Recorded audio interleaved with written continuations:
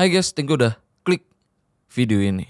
Nah jadi karena banyak juga kalian yang minta aku untuk ngebahas kasus ini, yang mana ini kasus oknum polwan yang membakar suaminya yang juga sesama polisi, yang terjadi di rumah dinas mereka yang ada di Mojokerto, Jawa Timur. Yang tahun lalu kasus ini emang sempat rame sampai diberitakan di mana-mana. Yang mana banyak orang tahu berita ini dari kulitnya aja atau dari judulnya aja, karena seolah menggambarkan betapa tega istrinya melakukan ini ke suaminya. Tapi setelah aku telusurin kasus ini lebih dalam lagi pas ngeriset ya, ternyata di balik kasus ini ada kisah bahagia soal mereka berdua yang emang udah pacaran sejak mereka SMA. Tapi setelah mereka nikah, kisah mereka pun berubah menjadi pilu. Cuman karena satu hal, yaitu judul yang benar-benar ngebuat semuanya berubah, bahkan sampai berakhir jadi kasus naas yang akan kita bahas sekarang. Dan inilah tujuan aku ngebahas kasus ini, supaya kita semua tahu kayak gimana horornya efek judul. Ya supaya nantinya ini bisa jadi pembelajaran untuk kita semua, terutama untuk kita-kita yang udah menjadikan kasus-kasus kayak gini sebagai pembelajaran. Oke lah, kayak gimana kisah dan kasusnya langsung aja kita bahas sedetail mungkin yang aku bisa. Tapi kayak biasa sebelum kita lanjut ya, kita ritual dulu. Jadi siapkan minuman dan cemilan kalian, siapkan juga posisi ternyaman menurut kalian kayak gimana. Jadi kalau udah nyaman, udah santuy. Nah jadi soal kasus ini,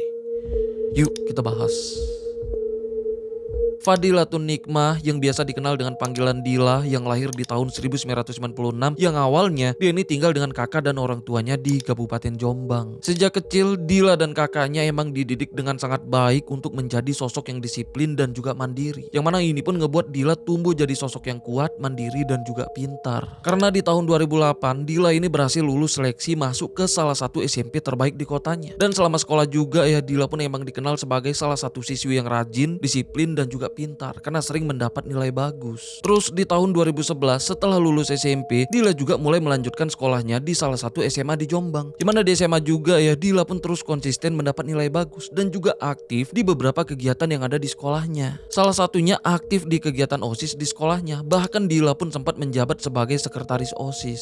Juga aktif di kegiatan Rohis, yang mana ini kegiatan ekstrakurikuler rohani Islam di sekolahnya. Dan disinilah pertama kalinya dia ketemu dengan salah satu adik kelasnya yang juga sebagai anggota Rohis yang bernama Rian Dwi Wicaksono. Yang mana Rian ini juga dikenal sebagai salah satu siswa yang baik, ramah, sopan, teladan, dan juga dikenal sebagai salah satu siswa pintar secara akademis di sekolahnya. Di samping itu, Rian ini berasal dari keluarga yang sederhana dengan kehidupan mereka yang cukup harmonis. Dan sejak kecil ya, Rian ini tuh udah bercita-cita menjadi polisi. Gitu juga Dila, sejak SMA juga udah bercita-cita menjadi polwan. Nah terus soal mereka berdua nih ya, setelah lama kenal karena sama-sama merasa cocok dan nyaman, akhirnya mereka pun pacaran. Dan banyak yang mendukung, bahkan nganggap mereka ini tuh pasangan yang cocok. Karena Rian dikenal ganteng, baik dan pintar. Gitu juga Dila yang dikenal pintar, baik dan juga cantik. Sampai mereka ini ya sempat jadi couple goal sama adik-adik kelas mereka di sekolah. Terus di sekolah mereka juga sama-sama aktif di ekstrakurikuler Paskibraka. Nah tapi cuman Rian yang sempat terpilih menjadi anggota Paskibraka Jombang di tahun 2014 lalu. Sedangkan Dila yang sebagai kakak kelas satu tingkat dari Rian, di tahun 2014 itu Dila ini udah lulus SMA yang mulai fokus mengejar karir. Yang mana di tahun itu Dila ini sempat mengikuti tes SBMPTN yang akhirnya lulus di jurusan Kebidanan Poltekkes di Surabaya. Terus soal hubungan mereka, karena mereka yang udah jarang ketemu, yang mana Dila juga mulai fokus mengejar karir, jadinya mereka pun sepakat buat putus. Setelah itu Dila pun mulai menjalani kuliahnya. Nah tapi baru kuliah sebentar yang masih di tahun itu ya, di tahun 2014, karena dia yang sebenarnya masih bercita-cita jadi polwan, jadinya dia pun mengikuti seleksi Bintara Polri di tahun itu, yang mana hasilnya pun dinyatakan lulus. Setelah itu Dila pun mulai menjalani masa pendidikannya di SPN Polda Jawa Timur yang ada di Kabupaten Mojokerto. Terus setelah menjalani masa pendidikannya selama 7 bulan, Dila pun mulai menjalani tugas pertamanya di Polsek Gedek yang ada di Kabupaten Mojokerto. Setelah itu dia pun mulai pindah dinas lagi ke Polres Mojokerto. Dan saat itu Dila juga dikenal sebagai polwan yang cantik, sampai banyak laki-laki bahkan sesama polisi lajang yang berusaha mendekati dia. Nah tapi Dila tetap menolak dengan sopan karena emang masih belum memikirkan pasangan. Terus setelah berjalannya waktu 2 tahun kemudian ya, tepatnya di tahun 2016, Dila dan Rian pun gak sengaja ketemu. Yang mana saat itu ya mereka ini sama-sama kaget, karena Rian kaget dan baru tahu ternyata Dila udah menjadi polwan. Gitu juga Dila yang juga kaget, yang juga baru tahu ternyata Rian juga udah menjadi polisi yang dinas di Polres Jombang. Nah di sini selain kaget ya, mereka juga seneng karena ternyata cita-cita mereka sejak dulu sama-sama berhasil. Yang mana sejak ini mereka pun mulai menjalani hubungan manis mereka, karena sebenarnya ya mereka mereka ini tuh sama-sama punya sikap yang baik. Tapi setelah beberapa tahun mereka pacaran lagi, entah gimana bisa ya, Rian ini mulai terjerumus ke judol. Sampai Dila pun tahu dan sempat menasihati Rian buat ninggalin judol. Tapi ya orang yang udah terjerumus ke judol ya susah. Apalagi saat itu mereka pun gak begitu sering ketemu. Karena Dila dinas di Polres Mojokerto, sedangkan Rian dinas di Polres Jombang yang berjarak sekitar 40 menit perjalanan. Dan awalnya Dila juga emang gak nganggap itu masalah besar. Karena emang cuman itu satu-satunya kekurangan di balik banyaknya kelebihan Rian yang dia terima. Nah jadinya ya dia pun tetap menerima Rian biarpun selalu berusaha menjauhkan Rian dari judol. Terus setelah 5 tahun mereka pacaran, akhirnya di tahun 2021 mereka pun mutusin menikah di kampung halaman mereka di Jombang. Setelah itu mereka pun mutusin tinggal di asrama polisi yang ada di Kelurahan Miji, Kecamatan Keranggan, Kota Mojokerto. Mereka tinggal di sana karena Dila yang dinas di Polres Mojokerto, supaya Dila yang sebagai istri nggak harus menempuh perjalanan jauh untuk dinas. Karena saat itu jarak rumah mereka ke Polres Mojokerto nggak begitu jauh. Jadinya Dila pun pergi dinas ya kadang cuma jalan kaki dan terkadang naik motor. Sedangkan Rian yang dinas di Polres Jombang itu harus menempuh perjalanan 40 menit buat dinas di Polres Jombang menggunakan motor atau terkadang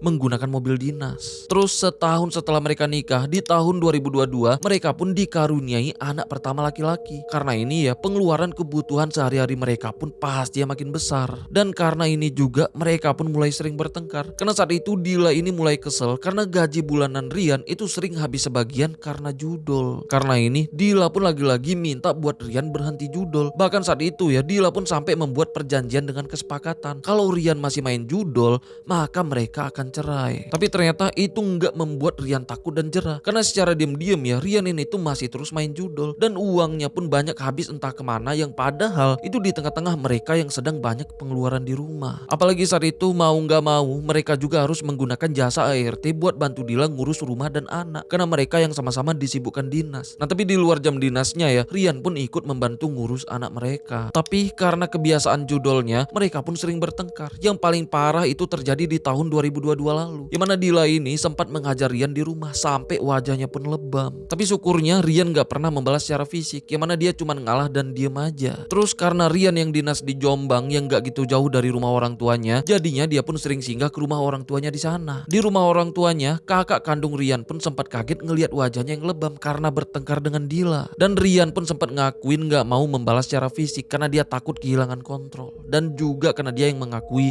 kesalahannya. Terus 2 tahun kemudian, tepatnya di bulan Februari tahun 2024, mereka pun dikaruniai anak kedua lagi yang kali ini kembar. Tapi sayangnya salah satu bayi kembar mereka itu punya kelainan fisik, jadinya butuh perawatan medis secara khusus. Karena saat itu mereka harus menjalani kontrol rutin ke Surabaya yang membutuhkan biaya 1.500.000 setiap perjalanannya. Apalagi mereka juga harus mempersiapkan biaya ekstra karena salah satu bayi kembar mereka itu harus menjalani 3-4 kali operasi di masa mendatang. Karena ini Dila pun berjuang keras buat menabung, terutama buat biaya pengobatan jangka panjang untuk perawatan salah satu bayi kembar mereka. Yang pasti ini pun benar-benar menjadi ujian yang berat untuk mereka, terutama Dila yang benar-benar berjuang demi buah hatinya. Apalagi buat ibu yang baru melahirkan ya, biasanya akan ngalamin baby blues, yang mana ini mempengaruhi kondisi psikologis ibu pasca melahirkan, yang biasanya mudahnya berubah suasana hati. Misalnya kayak gampang sedih, cemas, dan mudah tersinggung. Gitu juga Dila yang ngalami baby blues. Apalagi saat itu ya Dila ini sangat-sangat kelelahan ngurus buah hatinya. Apalagi anak pertama mereka juga saat itu masih berusia 2 tahun yang masih harus sepenuhnya mereka urus. Belum lagi dia juga harus ngurus rumah. Dan yang ngebuat dia makin stres ya itu karena tekanan yang dia terima soal salah satu anak kembarnya. Di samping itu Dila juga ngalamin stres finansial karena di tengah-tengah mereka yang sedang membutuhkan biaya ekstra, tapi Rian justru masih bermain judol. Pastinya ini pun ngebuat Dila makin stres yang selalu menjadi penyebab mereka bertengkar. Sampai akhirnya inilah yang menjadi sebab akibat dari terjadinya kasus ini.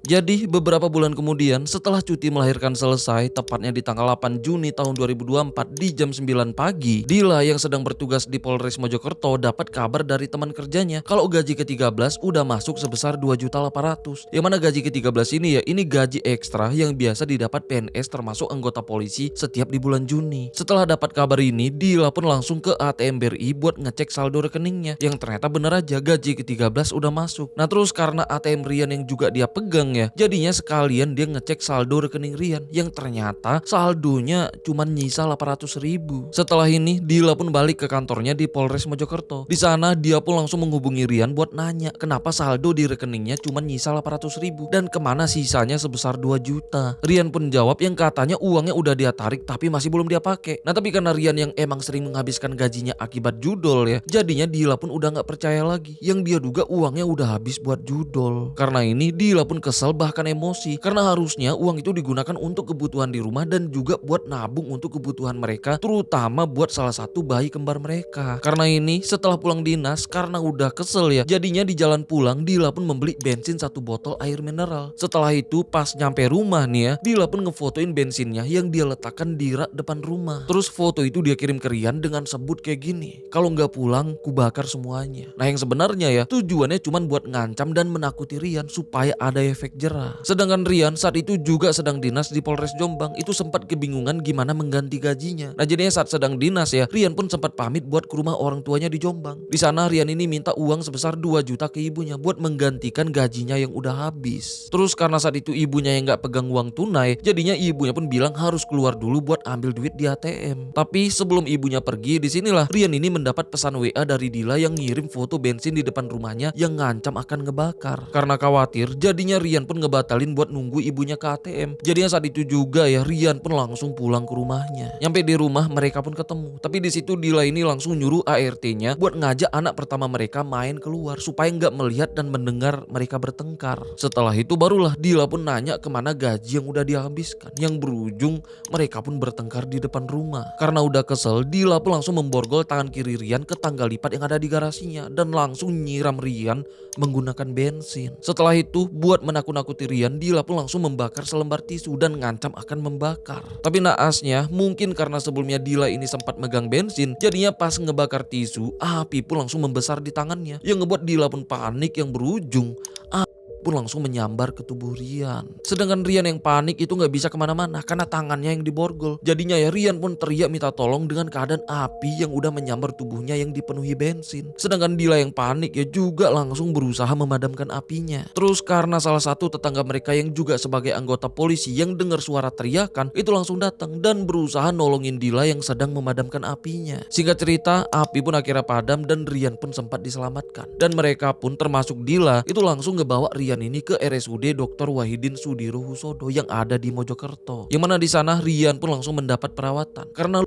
bakar di tubuhnya itu udah mencapai 96% yang saat itu keadaannya udah kritis. Sedangkan Dila juga sempat mendapat perawatan karena Dila juga ngalamin luka bakar di bagian kedua lengan dan perutnya karena sempat berusaha memadamkan api di tubuh Rian tadi. Tapi di samping itu selama dirawat Dila pun selalu mendampingi Rian di rumah sakit dan sempat minta maaf ke Rian yang saat itu masih dalam keadaan sadar. Dan rencananya saat itu Rian ini akan dirujuk ke RSUD Dr. Sutomo yang ada di Surabaya. Tapi besoknya sebelum dirujuk tepatnya di tanggal 9 Juni tahun 2024 di jam 12.55 siang, Rian pun mengembuskan nafas terakhirnya secara medis. Terus di sorenya tubuh Rian pun dipulangkan ke kampung halamannya yang akhirnya dimakamkan secara kedinasan di TPU Desa Sumberjo, Kecamatan Pelandaan, Kabupaten Jombang. Di samping itu pihak penyelidik dari Polres Mojokerto dan Polda Jawa Timur itu mulai melakukan olah TKP di rumah mereka dan juga mengamankan beberapa barang bukti. Itu berupa 1 botol air mineral yang berisi bensin, korek api, pakaian Rian, tanggal lipat dan juga 1 borgol. Sedangkan Dila itu langsung ditahan di Polda Jawa Timur untuk diperiksa lebih lanjut. Dimana di sana ya keadaan psikologisnya itu udah gak stabil karena dia juga sebenarnya shock dengan ini semua yang sebenarnya bukan hal yang dia inginkan juga. Karena di pengakuannya saat diperiksa, Dila ini ngaku kalau dia sama sekali gak berniat melakukan itu semua. Karena awalnya niatnya itu cuman menakut-nakuti suaminya aja supaya berhenti judol. Tapi dengan apa yang udah terjadi, dia pun mengaku sangat menyesal. Apalagi dia juga bahkan sebagai salah satu orang yang paling berduka dari